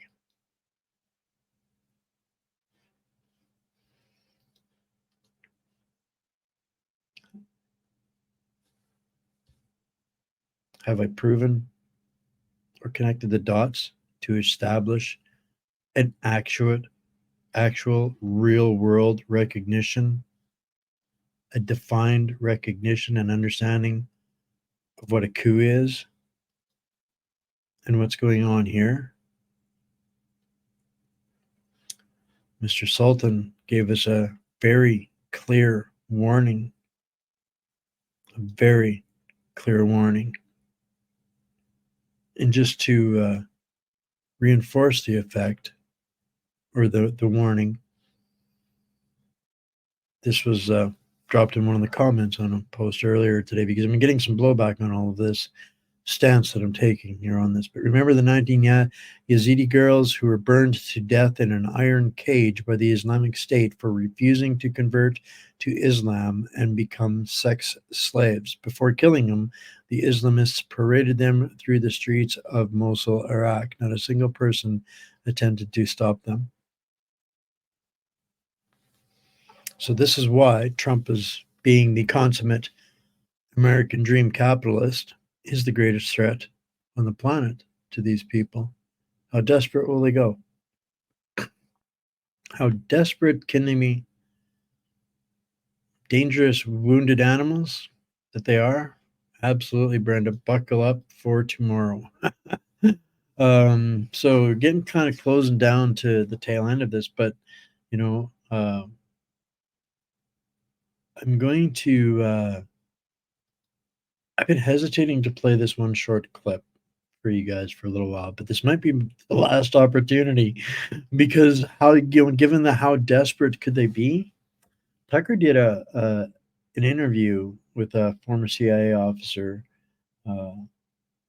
and I'm not going to play the whole thing. It's 2 hours long, but I am going to play this clip because it's terrifying. And it's not beyond the realm of their ability. Be the motive for not defend. Sorry. I've had it queued up for a while. It'll reboot. What could possibly be the motive for not defending yourself in a sensible way from an EMP attack? Like, I don't get that at all. Support from the electrical industry. Ooh, really? And I should say that the EMP committee, their estimate was 8 to 9 out of every 10 Americans could lose their life by the end of the first year. 500,000 people in the air at any given time on 1,000 flights, right? So that's lost. Everyone on an airplane does. Right. So that's 500,000 people at any moment. Very quickly after that, the SCADA systems begin to fail and you have fire, you have flood. Within 72 hours, you have meltdown at all nuclear facilities. Refrigeration has gone out at supermarkets and at the regional food warehouses. So the food supply ends. There's no access to ATMs or money or financial structure of any type. No access to your prescription medications. No access to law enforcement, and no clean water and no food. What could possibly? And I bring this up. And I will add the link to the full interview as well for everybody. I just didn't want to play that tonight. It's 2 hours. But it's definitely something to consider, because these weapons exist, this technology exists, and the enemy or the quote unquote supposed or alleged enemy, the threats to us over here, where we are, where we live, where we exist, has this technology. There's no reason to expect that they do not have this technology. And right now, we've got some absolutely genocidal lunatics that are potentially trying to pull a coup in the United States of America tomorrow. And at this point, it has to be a clear and defined definition of the American people speaking out in favor of a future, because if they do not protect themselves from what Kamala represents, then I have some deep-seated fear for humanity pulling through all of this. Not to say that Trump has all of the answers either, or is the answer either. But when I look at the team assembled around him, if they do 1/4 of what they say they're going to do, and if you remember Trump's first time around, he did more in his first day than any government before him had collectively. I think that was an indictment as to what you can expect from him. They've made some bold statements, and I think that we have to hope for the best and pray for protection, and keep our eyes peeled over the next couple of days. It's going to be an absolute shit show. I think they're absolutely going to keep trying to kill him as long as he breathes. He's going to be a threat. His children are going to be a threat. I firmly believe that. It's not that they won't, or they won't keep trying. I mean, they killed JFK for less, right? So they've got, in order for anybody to, in the future, to survive that, it's going to take a massive cleanup. And one of the things, when we looked through or listened to Johnny's video there, is that we've seen this happen in America before, where they cleaned it up, or partially cleaned it up, but they drove it underground. And that I think we're at maybe perhaps one of those cycles, but perhaps we've got an opportunity, because the whole world knows a whole lot more than we've ever known before, that we can clean it up gooder. So that, ladies and gentlemen, is the show tonight. I hope that provides you guys with a lot of information and tools and weapons. Everything will be in the Substack for tomorrow. Look, Anna, I got no more belief and faith in these things than you do, but different battles for different days, and we adapt, improvise, and overcome, and deal with what we can, with what we've got, where we're at, and take responsibility and look after those that we can, and that do what we can. And every single day, just try to give people enough information to make a better educated decision. I hope to bring people things and information and insights and outlooks that they're not going to find everywhere else, to dig deeper and expose more, the deeper dive kind of things. Trying to provide as unbiased but realistic and informative. I mean, it's not completely unbiased, absolutely unbiased, but I'm biased on on what Canada is and what Canada represents. And I'm here to serve the people, this community, the best way I possibly can. Smash that thumbs up, subscribe, and make, if you guys can, every time you guys help with a share, even if it's a repeat on some of these platforms, it helps, it matters. The comments and engagement that you guys provide, contribute throughout these shows is massive. That helps beat the algorithms. But we are in the war for forever right now, and it's an unrestricted war, and I'm trying to fight the best I can with all of you in this right here, right now. Tomorrow, yes, tomorrow's going to be interesting. I'm not really stacking up a show. I may put some things together just in case there's some tech time or disruptions. But But planning for same time, same place, 7 p.m. Eastern. And then we'll see what happens. The plan is to bring coverage from Sean Parnell and Rich Barris if he's around, and these are some solid insights, people that are going to be looking at things very accurately that we can trust and say for that. And I'm going to bring that all to all of the maple syrup magas up here that may not know where to find them. So it's going to be crazy times. Be prepared for anything after that. Look after each other in between. I love you all. Stay mighty, my friends, family, patriots, prisoners, hostages, and new members to the community. If you need to get a hold of me, I'll put Substack up there again right now. That's kind of the backup go-to, the anchor point of everything we do, everything that we showed here tonight will be there tomorrow as well. Same thing. That's the backup. Download, get everything from that platform. Get plugged in. What else I got? If you need to connect with me, reach out, questions, concerns, and even thank you to the ones that complain. They help me try to do better with what I'm doing here, guys, and support your independent journalism.